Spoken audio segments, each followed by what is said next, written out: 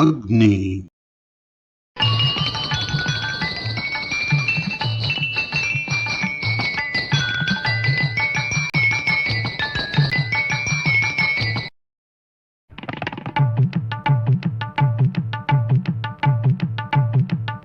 Mandalam 1, Suktam 12. Rishi, Medhatithi Kanva, Devata, Agni, Chandas, Gayatri.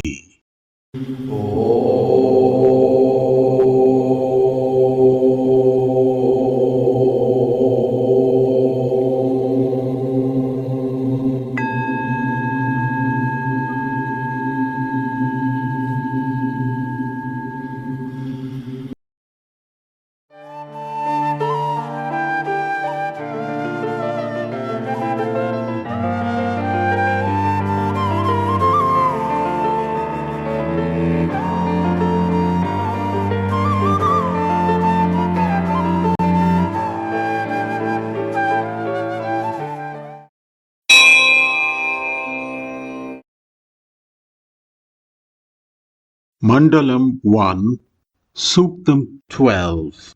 Rik 1. Agnim dutam vrinīmahe hotāram visvavedasam asya yajñasya supratum.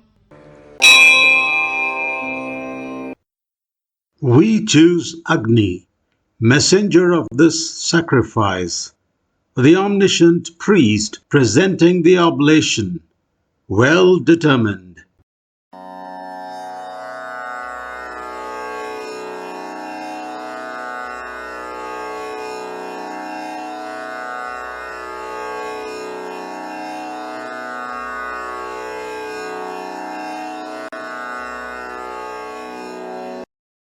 Time's presets and impetuosity of the ego. The Vedic approach to the universe recognizes and proclaims the absolute dominion of the forces of nature over everything that is created at all times.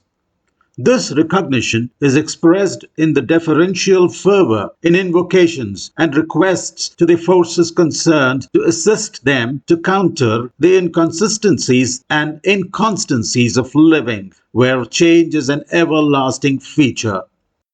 In this invocational hymn, choosing a messenger or the priest presenting oblations is not an option, but an affirmation of our recognition that Agni is indeed the only facilitator of all actions, and that he is omniscient, and that a task that he accepts is completely determined, unless there is an existential necessity to the contrary.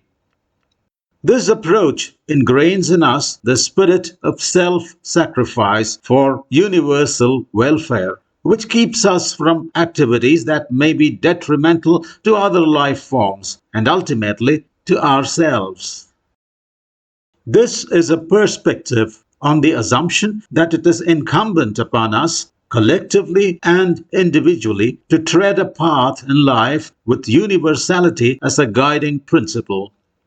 However, if karmic law prevails over everything else, we are at best witness to it, being conscious of that law at work and with no interventional role by either adhering to dharma or desisting from doing so. Time guides one and all along preset paths from origin to destination, according to preset conditions and processes. Perhaps it is the impetuosity of the ego that determines which viewpoint prevails. Perhaps this too is preset. However, this contest between viewpoints has no effect on Agni whatsoever, as he goes about his tasks with single-minded purpose.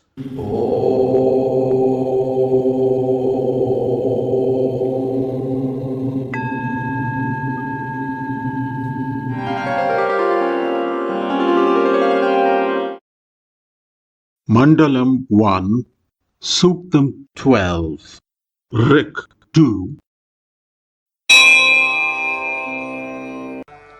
अग्निमग्निम् भवीमभिस्तदा हवन्त विस्पतिम् हव्यवाहम् पुरप्रियम्. They always call upon Agni, Agni by invocations, the master of all, carrier of offerings, loved by strongholds.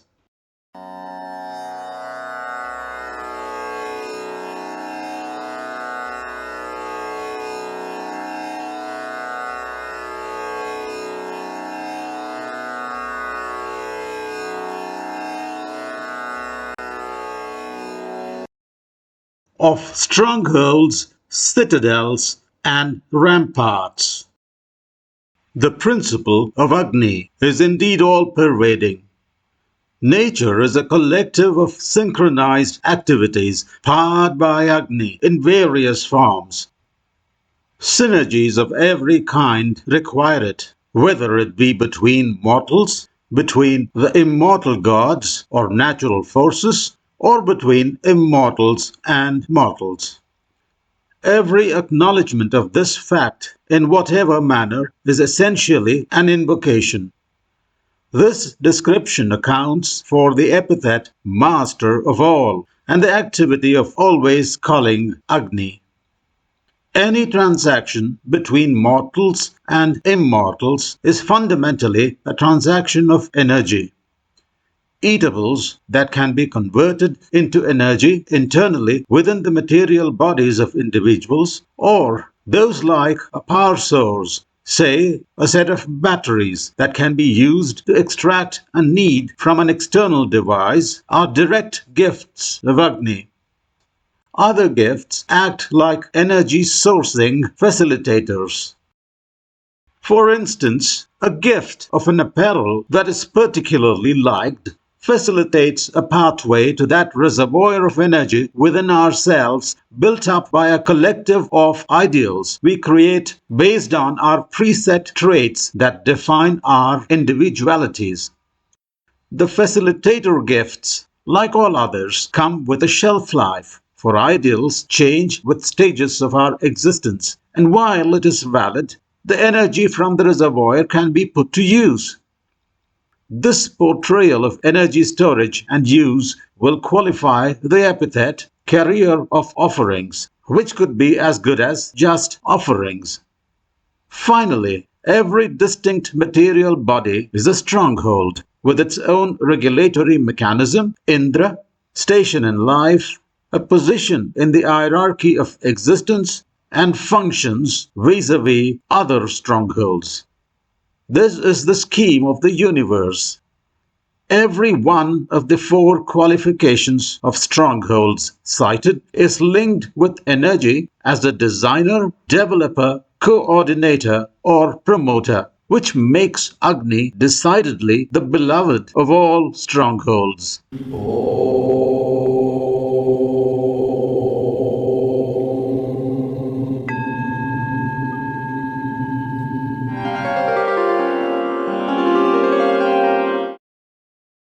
Mandalam 1, Suktam 12, Rik 3. अग्ने देवा इहावहजज्ञानो वृत्तपरिहिषे असि होता नयीर्याः. Agni, having visibly manifested again, do carry here divinities to the spread out bed of darbha grass. You are our desired priest.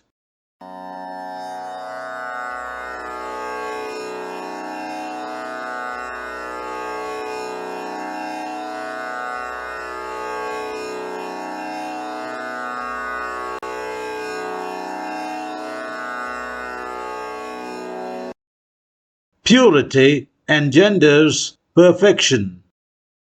The importance of purity in the success of any activity is a definitive indication in this verse. Purity in both thought and material ingredients of any enterprise. Thought, too, being a product of a material aggregate, the brain, a contaminant can defile both, curtailing the efficacy of an intended outcome. The wide use of kusha or darbha grass with a range of proven disinfecting properties is a standard norm in all rituals as well as normal living. The two activities considered separate only by classification. Almost all activities can be considered rituals as they have a method, a purpose, and basic initiation requirements in terms of ingredients and other arrangements. And Agni has a role to perform in every one of them. The summoning of gods points to the fact that it is not only Agni, but also the other four primary principles that are involved. An act executed requires all five principles performing in unison with their respective and necessary extent of contributions for ideal results. The five principles are merely the five facets of the manifest singularity in the material universe, their varying combinations being different expressions of the one manifest. It is reasonable to assume that perfection in thought and deed engenders a perfect outcome, and perfection seeking is an inherent propensity of mortals. This verse underscores the necessity of perfection in the resources employed to achieve that desired aim.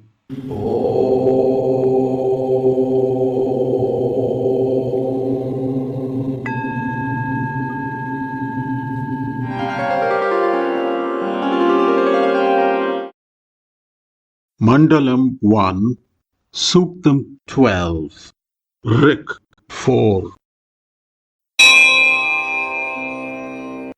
तामोषतो विबोधयजनग्ने यासि धूत्यम् देवैरासत्सि बर्हिषि.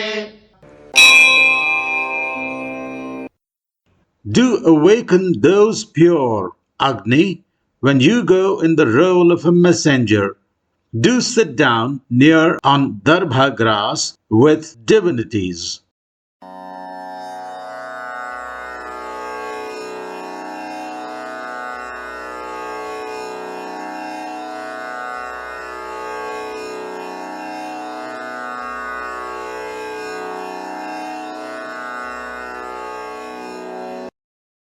Agni and the law of inertia. The first law of motion, or the law of inertia, states that objects cannot start, stop, or change direction of motion on their own unless acted upon by an external force. The verse in focus exactly says this, but in a different manner of speech. Gods or natural forces never sleep. They are always engaged with some or the other work, which can be said to be their state of motion at the time when Agni is sent as a messenger to invite them. To make them change the states they are presently in, Agni provides a bit of himself as energy to make them change that state and to figuratively come to the venue of the invite to receive offerings from those who have sent it. Agni deigns to be a messenger in the spirit of sacrifice, despite his immortal status. But having completed his job, he is seated with the other immortals and given due respect to his exalted position. This may be deemed to be a case where an imaginary scenario is used to explain a real phenomenon. Natural forces, being active everywhere, even within us, need no invitation and do not need to travel anywhere to be witness to a sacrifice, which is partly an exercise in acknowledging the laws of nature in all planes of existence and their manner of work. The metaphors provided to explain a concept must surely be of the least significance as long as the idea is successfully conveyed. Guess this requirement is fulfilled while we know for certain that the laws do work in real life situations as well.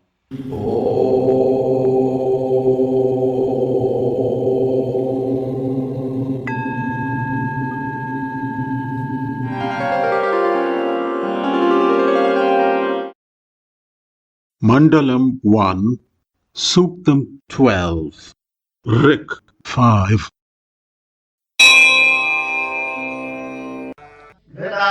घृताहवनदीदिवः प्रतिस्पर्शदोदः अग्ने त्वम् रक्षस्विनाः. Clarified butter, oblated, shining light, always do burn. Agni, you do harm to those possessed by evil.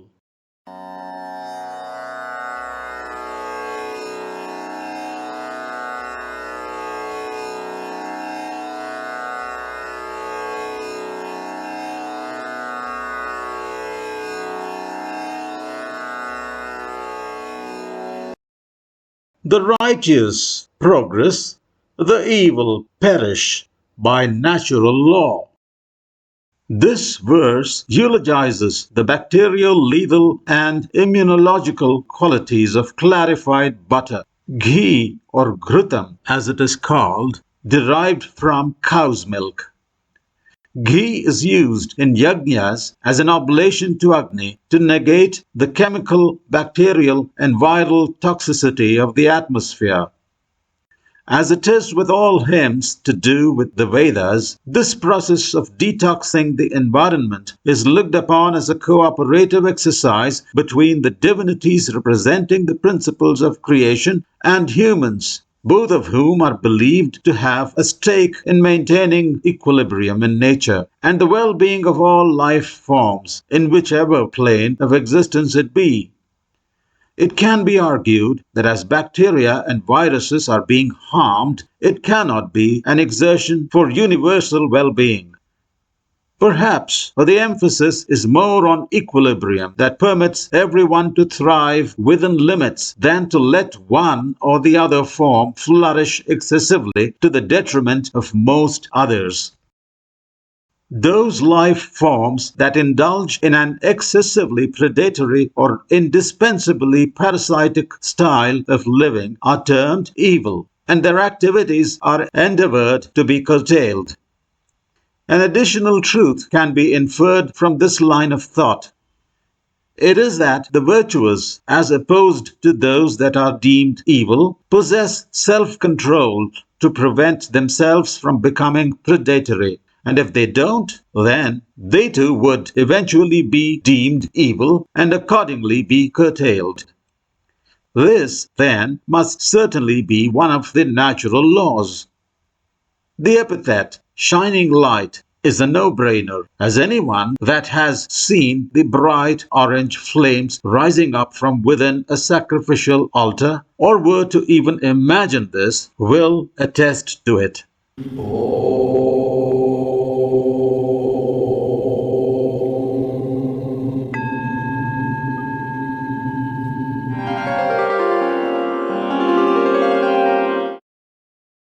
Mandalam 1, Suktam 12, Rik 6. अग्निनाग्निस्तमिध्यते कविर्गृहपतिर्युवा हव्यमाज्जुह्वास्यः. Agni is perfectly kindled by Agni, seer, master of house, young, carrier of offerings, who is tongue-mouthed.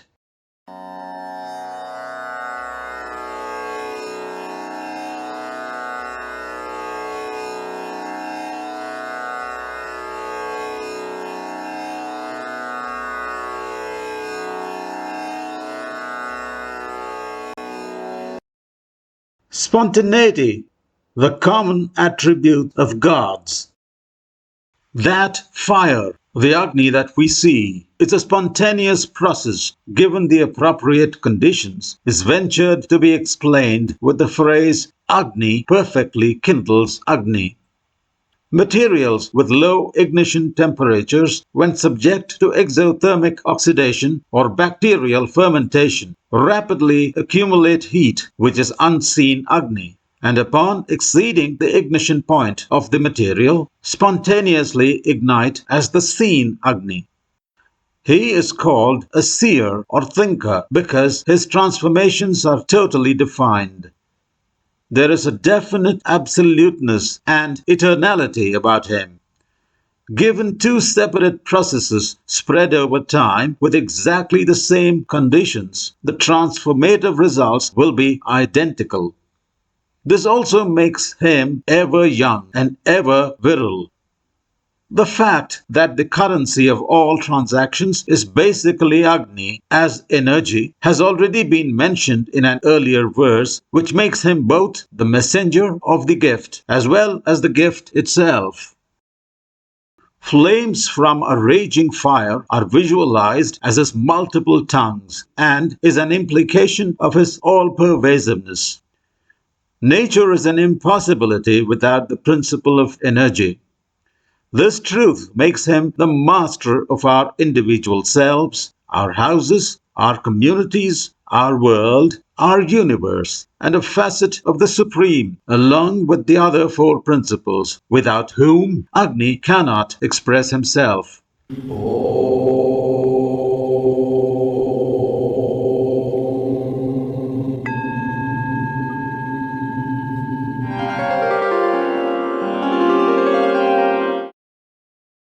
Mandalam 1, Suktam 12, Rik 7. कविमग्निमुपस्तुहि सत्यधर्मानमध्वरे देवमानीव चादनम्. Do acknowledge, wise Agni, in the uninterrupted sacrifice, preserver of truth, divinity, towards scaring away affliction.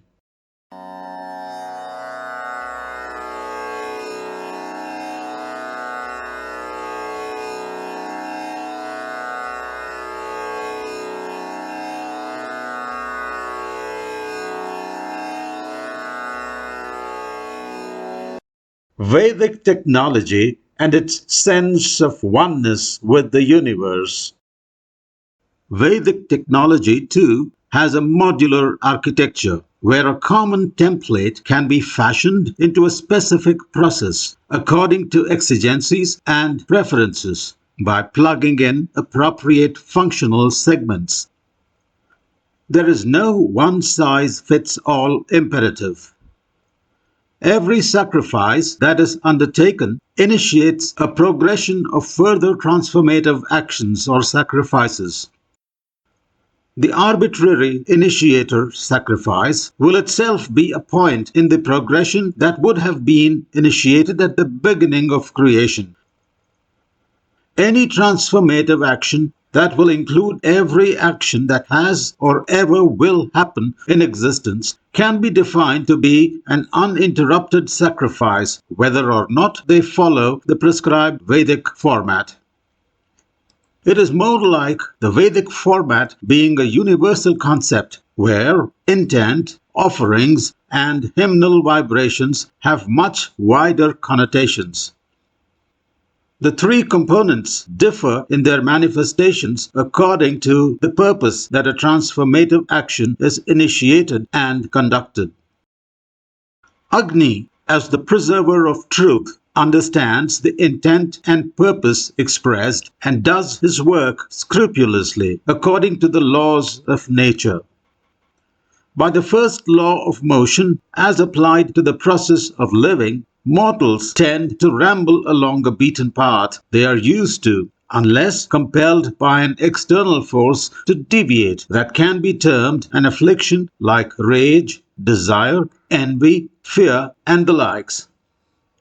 Either in pursuance of or for negating this deviation, beings resort to activities that advance or curtail their preference.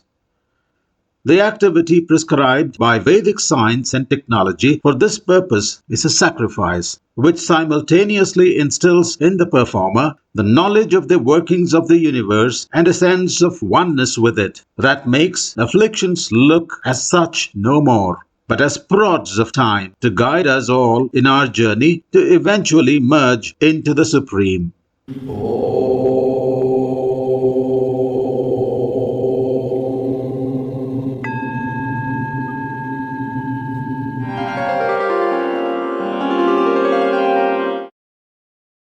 Mandalam 1, Suktam 12, Rik 8. यस्वामग्ने हविष्पादिर्धूतं देव स भर्यति तस्य स्म प्रापिता भव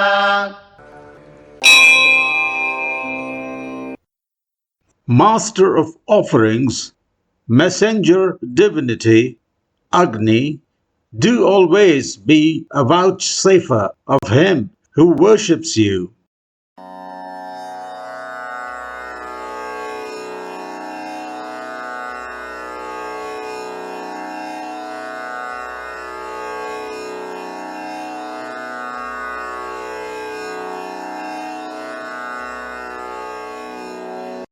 Worship and gratitude and acknowledgement of our true status. Agni vouchsafes everything that anyone does without exception and without bias. It is the intent and ardor of the individual, or in other words, the input ingredients with which any activity is gone through that determines its outcome. Agni has no role to play there except to that of being an adjudicator who dispenses results according to the laws of nature. Also, he does this impartial dispensing whether or not anyone worships him, the act of worship being incumbent upon the doer of the activity, considering the possibility that acknowledgement of Agni's role by the doer during the activity may incline intent towards an ideal where the result of the action does not cause harm to the doer. Worship from this perspective is more a safety net for oneself than an expression of gratitude. If it is also the latter, then it reflects the purity of mind of the doer. The acts of worship and the expression of gratitude must be seen to be merely the understanding and acknowledgement of our status and that of those to whom we offer them in the hierarchy of existence.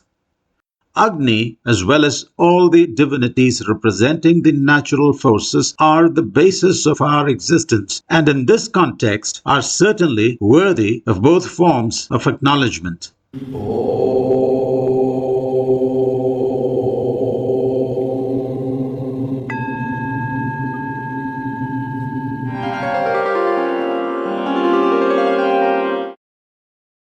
Mandalam 1, Suktam 12, Rik 9. यो अग्निम् देववीतये हविष्मान् आविवासति तस्मै पावकमृळय Purifier, do be gentle to him who is giver of offerings, wants to request Agni for the invigoration of divinities.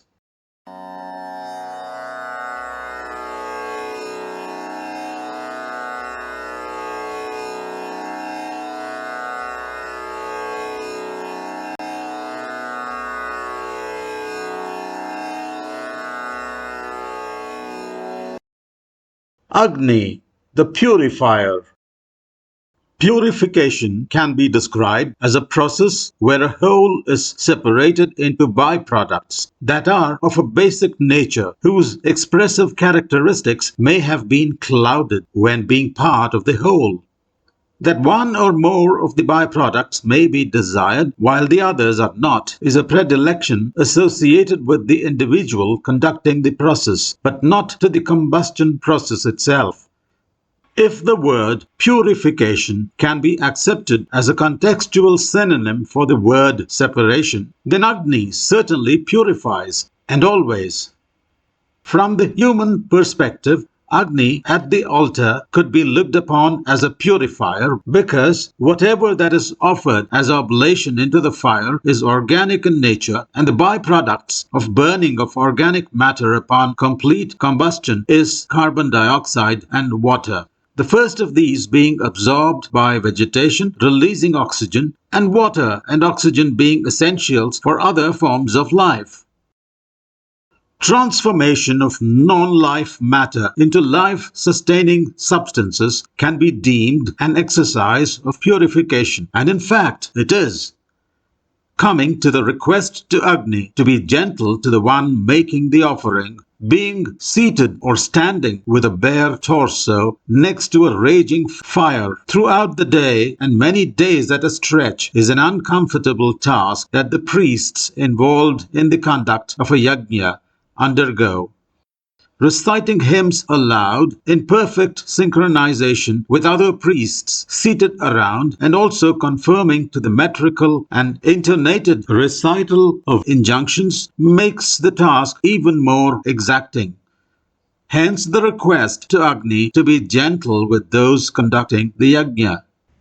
This explanation will apply to all other sacrificers too. A student engrossed in study, a sportsperson honing technical skills, a conspirator planning nefarious moves,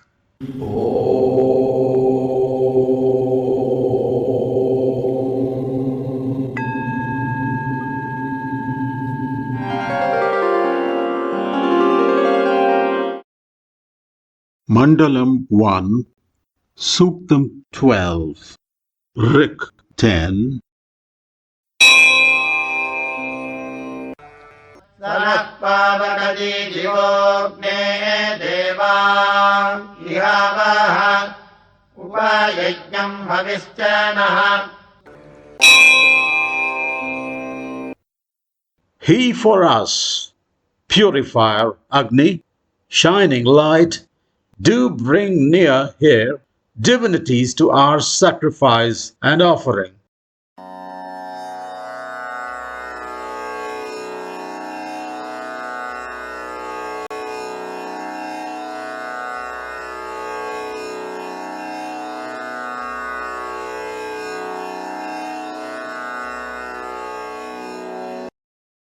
Is Sanskritam a universal lingua franca? This is probably a rehash of notions and convictions represented in the earlier verse. Sanskritam seems to be a language originally devised with an emphasis on metrical rendition that necessitated creation of multiple words with almost similar implications, as well as assigning multiple contextual meanings to a single word that come into usage according to context. Also, the language seems to have been widely used for communicating with the immortal natural forces, purportedly. Mortals, to understand and communicate back purportedly again, needed to be adept at parallel thinking, well aware of all possible metaphoric correlations, and possess superfast memory recall abilities. Probably some mortals of yore were so endowed. With the divinities, however, the specified requirements would not have been a deterrent at all, as they were designated, and rightly so, as the original seers. Deciphering Sanskritam for them, particularly when it was accompanied by unsaid intent and indicative intonations, must have been child's play. But it is we, the lesser mortals of today, who falter and flounder trying to understand the true import of every verse. Hence, the appeal to Agni and all other gods to be there for mortals regardless of their tenuous abilities. This is essentially a fantastic explanation of a mysterious exchange that has been happening all along between mortals and immortals, perhaps long before the advent of humans and languages that pervade their own communication requirements.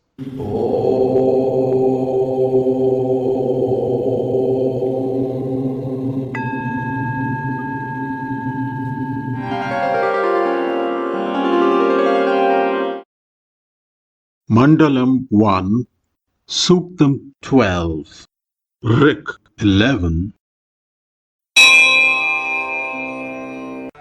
स्वनस्तवानाभलगायत्रेण नवीयसा रयम् वीरवतीमिषम्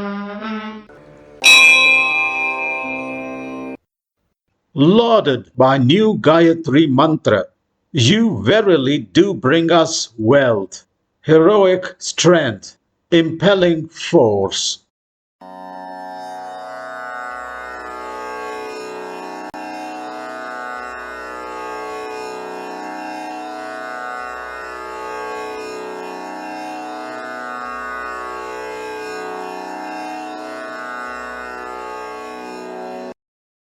One is all, and all is one. There appears to be a historical perspective to this verse, although, when dealing with universal truths that apply across time and existence, history becomes quite irrelevant. The Rigveda, as we know it today, consists of 10 sections, each termed a mandalam, which are further divided into suktams, with many such to a mandalam, and rik, with many such to a suktam. There are mentions of the Rigveda consisting of 8 mandalams too. It could either be that all suktams were sectionalized into 8 mandalams at one time, but later resectionalized into 10, or 2 new sections got added at a time later than when there were 8.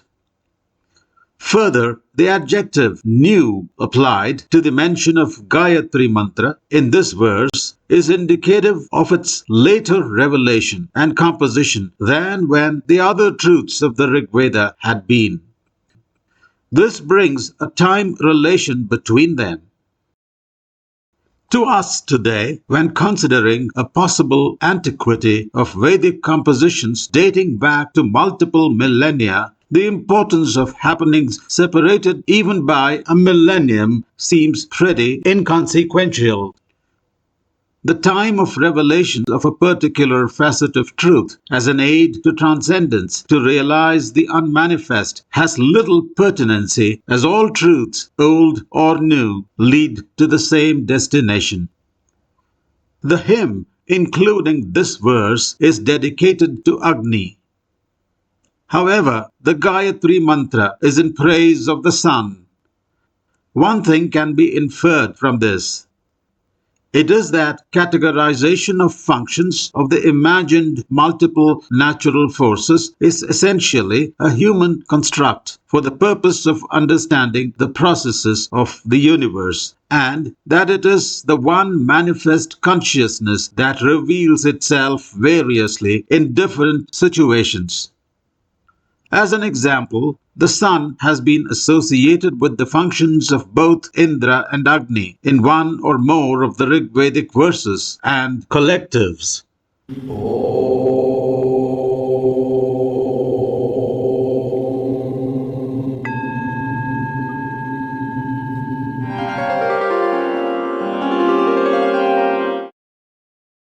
Mandalam 1, Suktam 12, Rik 12.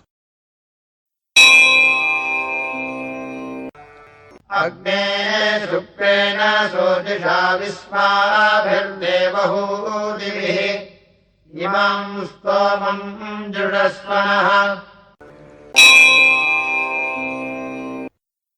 Agni, with bright radiance, do delight in this our hymn with calling of all gods.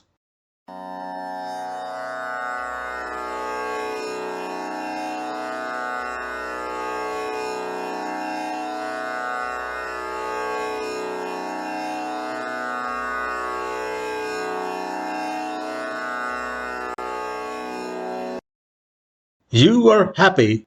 I am happy. The notion of the necessity of universal well-being for that of our own is the theme of this verse. Nothing is or does happen in isolation in existence. The aggregate quintessence of all the physical laws and mathematical truths in the law of nature and the apotheosis of all beings, animate or inanimate, is the manifest unmanifest. When all beings are contented, so is the one. When discontent brews even within a section of beings, it pervades everywhere and affects the one as well. Hence the call to Agni and through him to all the immortal natural forces to delight in the hymns rendered in their praise, as they being on a much higher echelon of the existential hierarchy, their delight percolates down the rungs to reach the last being at the end of the last mile of existence. The encapsulation of this theme in a single short sentence will be: You are happy, I am happy. A slightly more elaborate and more expressive articulation of this theme is the invocation from the Brihadaranyaka Upanishad that goes thus: Sarve bhavantu sukhinah, sarve santu niramayah, sarve bhadrani pashyantu, ma kaschid dukkha bhag bhavet. That translates as: May all be happy, may all be disease free, may all be bound in prosperity, may none be subject to sadness. Know we well do that at least in this mundane plane ruled by duality, this is utopia, an ideal that is yet perhaps possible in a higher plane that nudges us towards transcendence, a state where utopia too could be reality.